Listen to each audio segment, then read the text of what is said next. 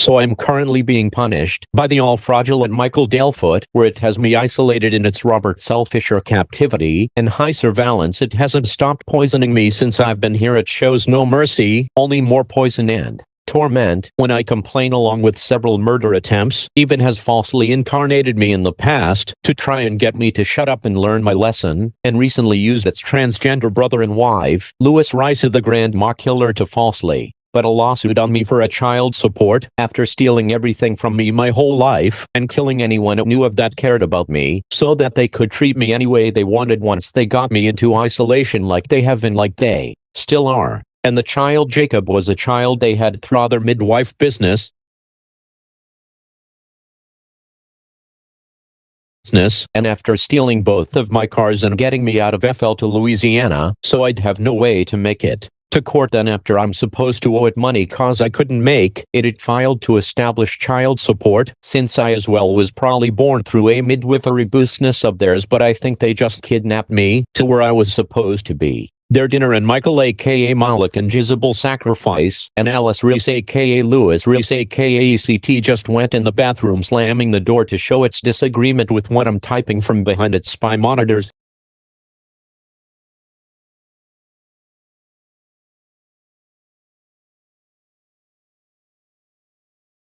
Aka Susan Kennedy from mspy.com.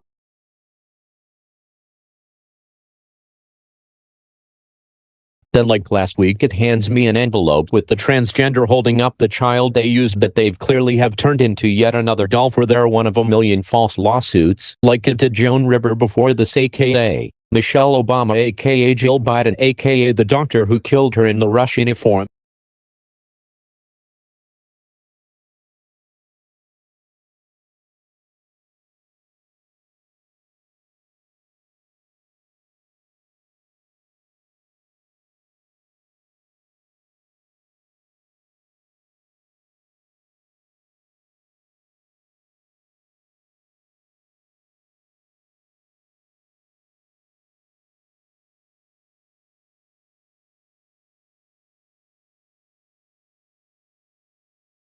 Connecting straight to the limelight where all fraud Michelle Obama came out the closet to cover its bases just in cases from the guilt and paranoia it was suppressing underneath its silicone mask and under the surface, and so on top of just been poisoned again for what it sees over its spyware, with me making this documentary about its one of many aliases, George A. Asshole, or Asswipe, Foot aka ECT.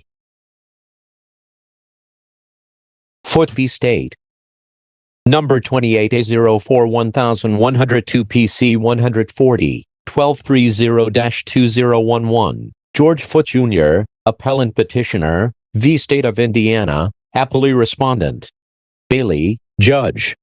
Case summary: after George Foot, Jr., Foot, initiated a direct appeal of his convictions for 2 counts of child molesting, both as A felonies, and 2 counts of incest, one as a B felony and one as a C felony. He filed a voluntary motion to dismiss his appeal so that he could initiate a Davis-Latin procedure. We granted his motion to dismiss, and thereafter Foot filed 3 petitions for post-conviction relief. These petitions were denied.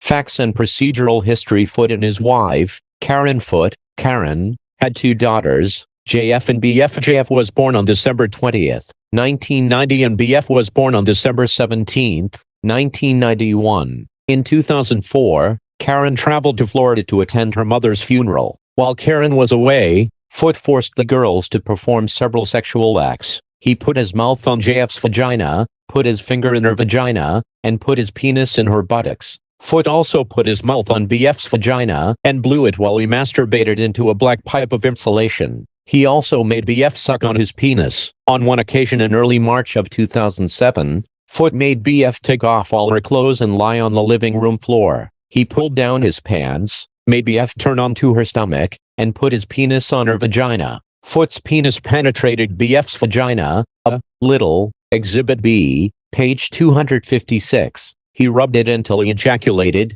and, while doing this, told BF that her ass looked good. On other occasions in 2007, Foot made BF suck on his penis, or he put his mouth on her vagina and blew it or licked it. On March 12, 2007, JF and BF were playing outside when Foot returned from taking Karen to work. He told BF to go inside and told JF to clean herself and then come back outside. Foot and JF then went into Foot's utility van, which Foot had equipped with a cushion that rested on the floor, a black bench, and a curtain behind the two seats to eliminate visibility through the front windshield. Foot had also painted the other windows white to eliminate all other visibility.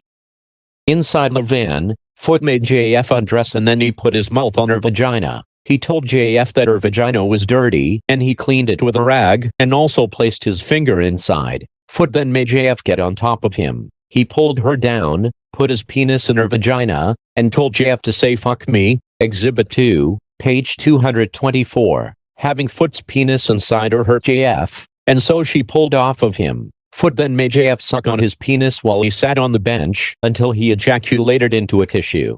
The next day at school, JF told her guidance counselor that her father was molesting her. Her guidance counselor notified the assistant principal, who then alerted the Greene County Department of Child Services, DCS. DCS representatives arrived at the school and JF repeated her report. BF was then called from class and also interviewed by DCS. She initially denied any inappropriate contact, but then eventually told DCS that she was being molested by Foot. DCS detained the children, made arrangements for foster care, and sent the girls to the emergency room for a sexual abuse examination.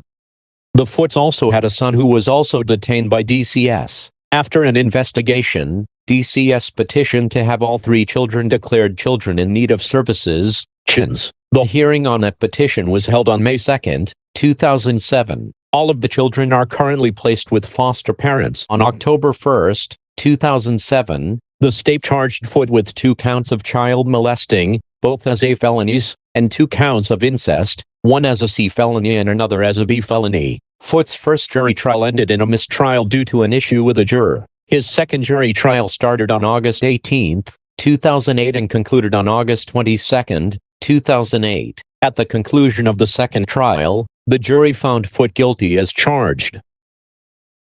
So next let's take a look at Ben Verified and try and locate this Karen and George Foot from Indianapolis. Okay, so we got more doors slamming. I'm still being punished. You know, he doesn't even care that how long he's kept me sick. He tells me I could die all the time. You know. Okay, so anyhow, here it is. Here you can see the George A. Foot, and there's the Karen Foot. Not only is he using the transgender brother as his wife, Karen Foot, but he also he's a cross-dresser too, right? You know, both of them are. So he also goes by Karen Foot as well. We can see that right there. Okay, right there's your incest, so we know we're right on track, right? Okay, Gail's also a name Alice uses when gang stalking in Bartow, Florida. There goes your Roberts. Yvonne is another name it uses when gang stalking me at Baker High School in Alabama, Baker, Alabama. Okay. Brittany from Scott, you know, there they are using the Brittany name after you know, as a souvenir or a trophy after killing her, and her brother slicing her throat, says they were sleeping, right? Okay. There you go. There's your Haley. There's your Slim Anus, which is George Foot, aka Michael Foot, and then there's your Haley, that he almost lost it over because somebody said her name in a song, right? It's just somebody he killed and stole all her shit. That's all it is. You know, I mean, not that she's nobody. I'm just saying she's not his daughter, right? And you gotta remember, any child they've ever had is just to hide behind, and then they ate the child right after they took pictures. If not, what you're seeing is already a still, a doll. What they've already made into a doll. They take pictures with their dolls to make it look like, you know, that they're all like got, you know, married and have children and stuff like that. And then also they post to brag, like as trophies. And Alice cooks the children, skins them, and makes dolls out of them. Matter of fact, on its Reddit, I read that it says Mama's bored. It says, anybody got a dead body for it to play with? It says. And then of course bragging how it wants to drown people's salvation and all this shit, right? So anyhow, okay. So there you go, right? So yeah, so Alice goes by Gail, and then George A. Foote goes by what is it? I think Glenn. I forget exactly. Or Walt. That's it. Walt and Gail from Bartow, Florida. Okay, so let's go to the addresses here. And I guarantee you, when you go to those deceased people, you're gonna find out that yeah, they've added themselves to the tree, and you're gonna find out that the deeds have been changed to stolen, and it's obvious, right? So right here, there's your Indianapolis. So we know we're right on track, right?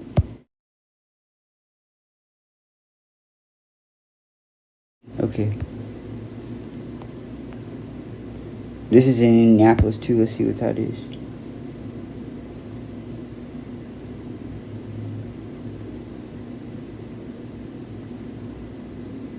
Look, check this out.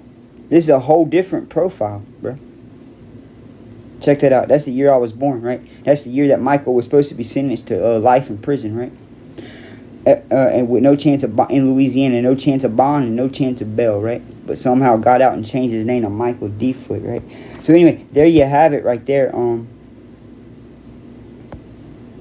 As you can see, that was probably a fake profile. May have even been a fake death, like Mary Fisher did in Scottsdale, Arizona, right?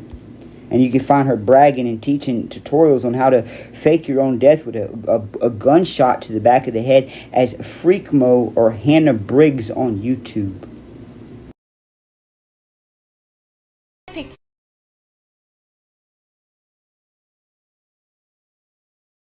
Because I wanted to cast multiple hands out of the same mold and then keep the mold for years to come if I ever need any severed hand molds for anything. But if you're wanting to just do one hand cast, then Alginate is a much better option because it's way cheaper.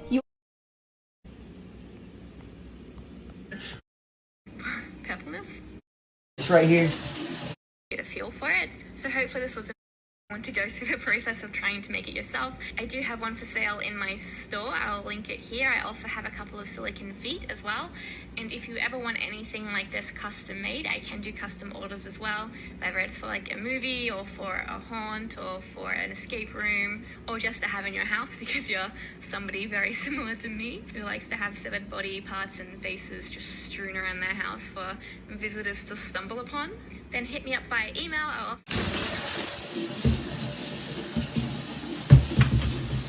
And yep, look, they still got the hand in here. See, hey, hey. Yeah. They keep it around to scare people. Yeah, it's right here.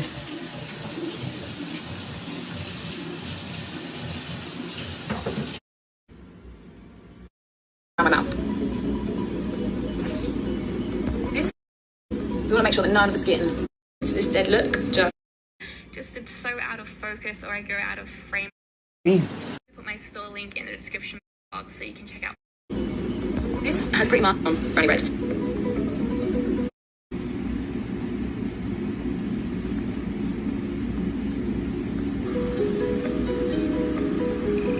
A shot, the actual wound itself to the head is generally quite neat. It's the back of your head that would look absolutely on another planet of disgusting. But the front is quite neat. Then for blood, I'm only going to use a little bit of blood because it's just going to be a tiny drip. Just a drop coming out of my head. Their nose or their mouth. I'm dead makeup. Dead makeup. I hope you enjoyed this video. If you like their nose or their mouth, my nose.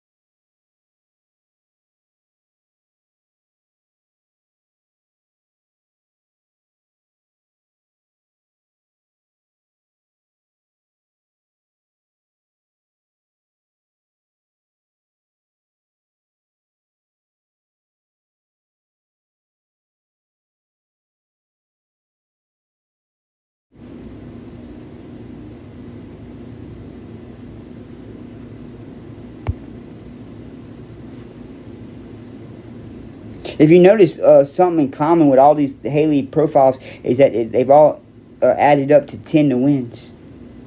I don't know if you noticed that or not. Like 73 years old, 70 and 3 is 10. And then like right here, right there you got September 1909, that equals 10. Well, 18, 8 and 1, I mean,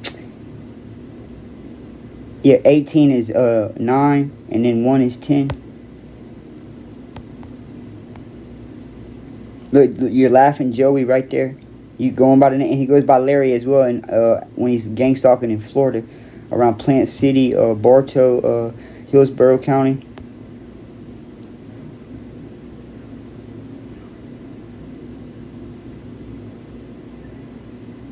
Okay, Barbara Haley Foote, right? There you go. There's your incest. You know we're right on track.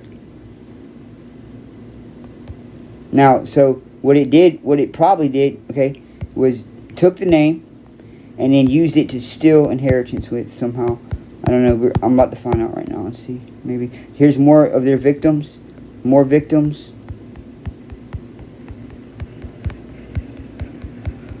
Daisy is another name that Alice goes by.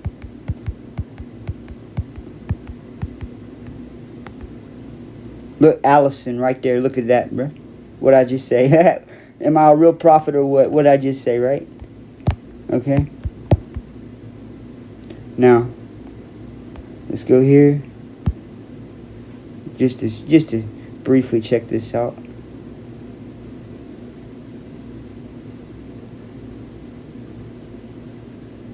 Yeah, I was supposed to be their blessing, and they hate me. As you can see in this next clip right here, you can see they hate me. And I was supposed to be their blessing.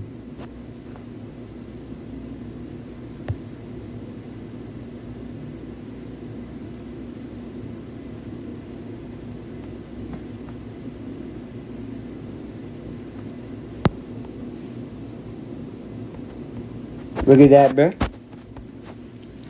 Am I a real prophet or what, y'all? I already know.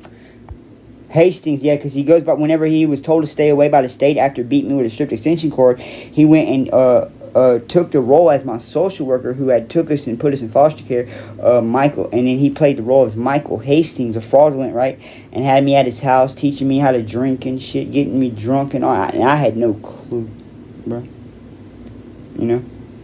Teaching me how to smoke weed out of a bong. I mean, all that's cool and everything, but, you know, telling me I was the only foster kid he trusted, and I was to not tell anybody he could lose his job and shit, and I didn't know it was the same person that I just asked to stay away from me, and the state did too. And then Lisa Hawkins, my original social worker, he's bragged since I've been here, they went and falsely got her, they lied on her, set her up, and got her to lose her job, okay? And then every foster parent I had was them again. And they were told to stay away. And they still haven't stayed away. And they let me know what I've been doing in my restroom, in apartments I've had, that they weren't even supposed to be around, but they were already there next door everywhere I've ever moved. And then when I got here, Alice, the first time I was ever alone in my apartment, right? And I went to the restroom, and I was, all I had then was like some toothpaste to use as glue, like they do in jail and stuff, where they had me falsely incarcerated in Florida for not shutting up, right? And wanting to know what was going on. And it tells me, you know, if you're going to use glue, you got to let it dry before you mess with it, right? Now, this is the first time I was alone. I did this in my restroom because I was doing some other stuff in there, right? And, wow. And then they let me know what I'm doing in the restroom here all the time. And just about every day let me know what they've heard or what they've seen me do in my bedroom. And anytime like I start to do something like this, they scoff, they slam the door, they let me know. I have asked them in every way possible to stop spying on me and harassing me for 8 years. And the more I've asked, the worse they've gotten.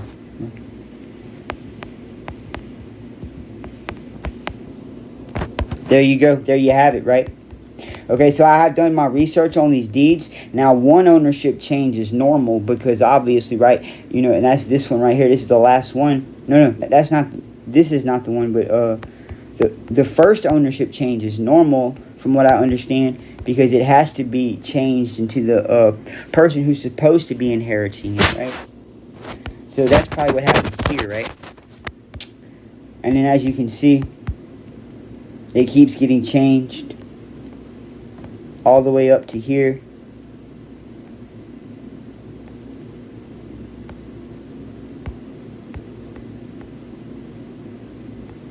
Okay, so maybe they weren't using the Haley's name to get the ownership change. But, you know, normally they do. I may have been off on that one. Maybe they have. I haven't looked at all of these yet.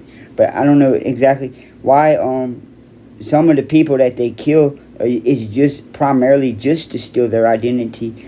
Just to have another identity to switch into, just to you know, kind of like what they did in Scottsdale, right? So if the cops show up, now they got their makeup on, they look at a different person, they're using a different name, to cover their asses, right? And that's what they do a lot of time, right?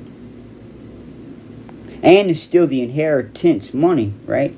It's not just for the property, also like they did me with Michael Foot, adding his name as Michael Monte before they killed my grandfather, right?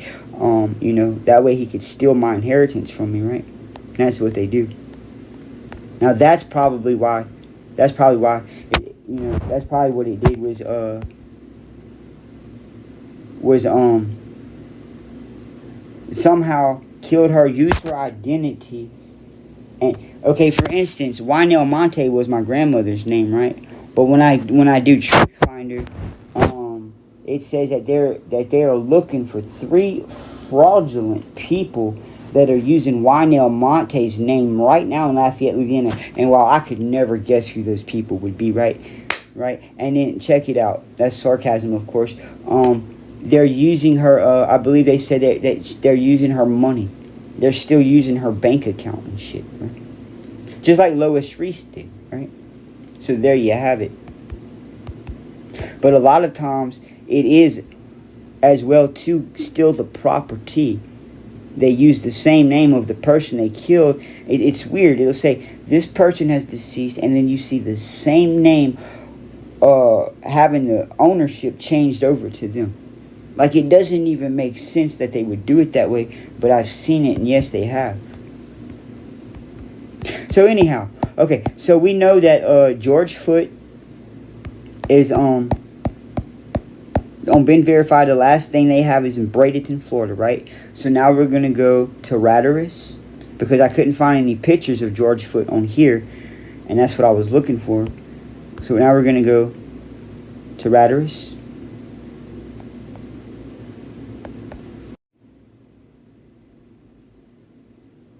Okay, now we're at Rattarus, and you can see there's your George Foot. And there's your Karen Foot right there.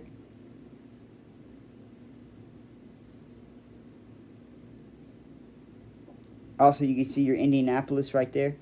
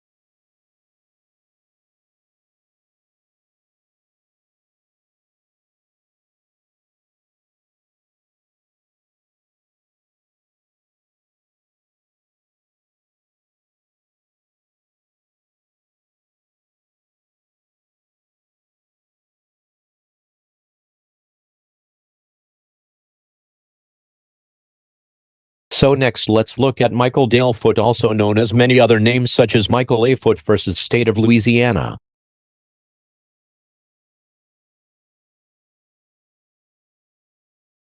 State of Louisiana v. Michael A. Foote.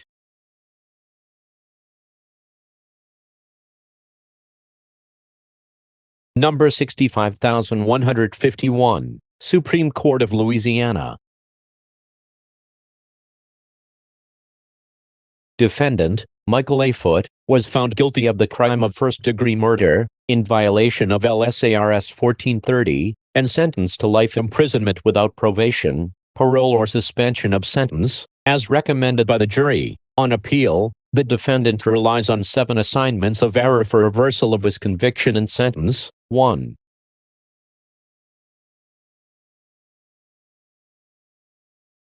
Assignment of error number 9. Defendant contends that the trial court erred in admitting a dying declaration as hearsay evidence of his guilt in violation of LSARS 15-434. Dr. William Randall Williamson, a neighbor who was the first to arrive at the scene of the crime, testified that the murder victim, Dr. Roger Foote, identified his assailant as Mickey. Dr. 1060 Williamson knew Mickey to be the victim's brother, and identified him as the defendant. Dr. Williamson quoted Dr. Foote in part as stating, "Mickey shot me 6 times with a .32 with a silencer and I'm dying." Thr 342, the evidence was accepted as a dying declaration by Dr. Foote.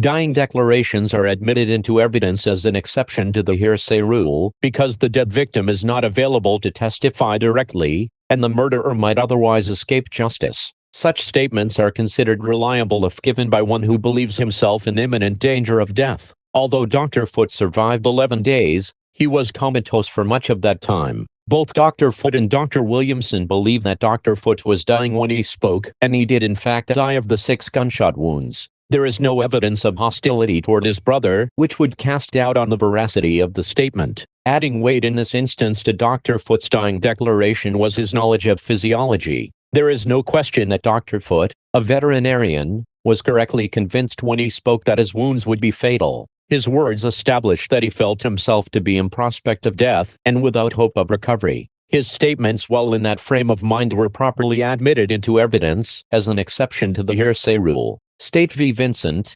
338 So 2D 1376, Law, 1976, State v. Younger, 362 So 2D 1095, Law, 1978. Assignments of error numbers 13, 14 and 15. These assignments of error relate to other dying declarations made by Dr. Foote to Corporal Lee Wilson, a deputy sheriff with the East Baton Rouge Parish Sheriff's Office. Wilson testified that he arrived at the hospital shortly after Drs. Foote and Williamson and spoke to Dr. Foote while the latter was being prepped for surgery. This witness asked Dr. Foote who shot him and he replied, "Mickey shot me." The deputy then asked, "Is Mickey your brother, Mickey?" And he replied, "Yes." Tr 420. There is no reason to believe that Dr. Foote's conviction of imminent death had altered at this point. Dr. Williamson had not expected him to survive the trip to the hospital because of the extensive loss of blood and shock. Although Dr. Foote was being prepared for surgery when questioned, no medical treatment had been given. Even after his first surgery, Dr. Foote remained pessimistic and told a friend, John Newt Couture, while in intensive care the following day, "Well, I'm not going to make it. I've taken too many bullets." Tr 427. The testimony by Wilson was properly admitted into evidence.